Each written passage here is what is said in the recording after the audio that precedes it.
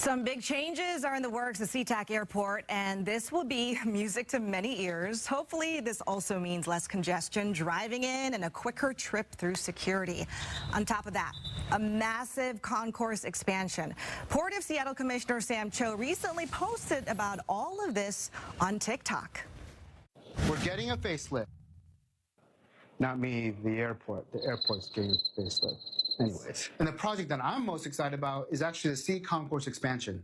Because we're so space constrained at the airport, we can't build horizontally anymore. So we're actually building up. All right, so Commissioner Sam Cho joining us now. And I got to give you kudos for that TikTok video. It got my attention. I said, he's getting a facelift? And it got my attention when you watched that, but that was fun. All right, let's start with Concourse C, because you said that that is why you're most excited about, and you can't spread out, so you're building up. Right. Tell me how many floors and what kind of amenities can people expect? Yeah, so we're actually building up 4 floors. We're adding about 13 new airport dining and retailers in the C Concourse.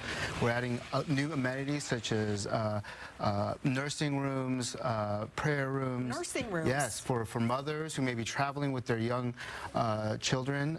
Sensory rooms for those who may have some sensitivity around loud noises and airplane noises and whatnot. And so we are really upgrading the airport to provide amenities and a customer service experience that currently doesn't exist at the airport. Yeah, you even said a prayer room. Yes. And all of that. So you've thought of everything, huh? Absolutely. What about restaurants? I'm a foodie. A lot of people are foodies. What are we talking about here? We just unveiled the new tenants.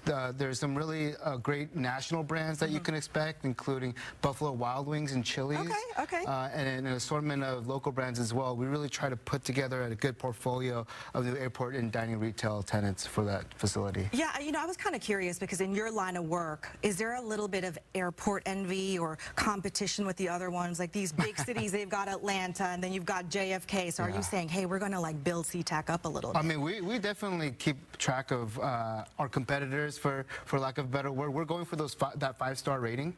Airports are rated on a rate of 1 to 5 stars, just like hotels are. And for those of you who don't know, SeaTac is currently at a 4-star rating. Okay. Our goal is to get to that 5-star. And there's only 2 airports right now with 4-star ratings as a large hub. There's no airports at 5 stars. So we are currently aiming for that. All right, let's be the first. Now, one of the things, of course, that everybody cares about is getting to their destination. Yes. Those TSA lines, sometimes they're worse than others. But give us an idea. Please tell me that there's going to be more checkout, like security lanes, more gates, any of that coming? Absolutely. So in fact, earlier this month, we opened the new Checkpoint 1, which is actually below the current departures level. It's on the bottom level of 5 new lanes. Part of the SCA Gateway project, which is the north end of the terminal where Alaska Airlines has its ticketing counters.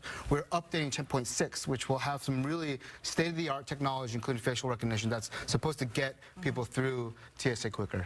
And one thing that you said in your TikTok video, you said something about it's an international checkout, right? Yes. And a lot of people don't know, but everyone can use that, right? So don't gatekeep. We need more information. Yeah, so Checkpoint 1 is 5 new lanes, and it's the closest to the S terminal or S concourse where our international gates are, as well as closest to the A concourse where the A gates are, which is where all the international gates go out. So if you're flying international, your quickest way to those gates is going to be Checkpoint 1. However, it's not exclusive to just international travel. So I encourage everyone, if Checkpoint 3 or 4 is congested, go on down to Checkpoint 1. All right. Okay. Good to know.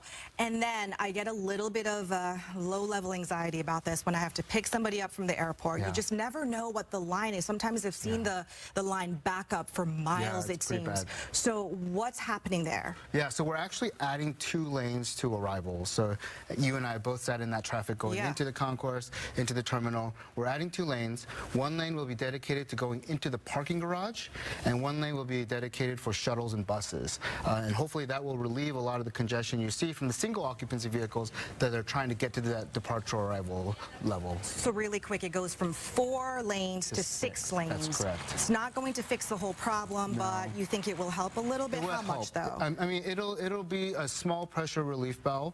I think our preference is still for people to take the light rail when they can. Yeah. All right. Well, Port of Seattle Commissioner Sam Cho, thank you so much for checking in with us.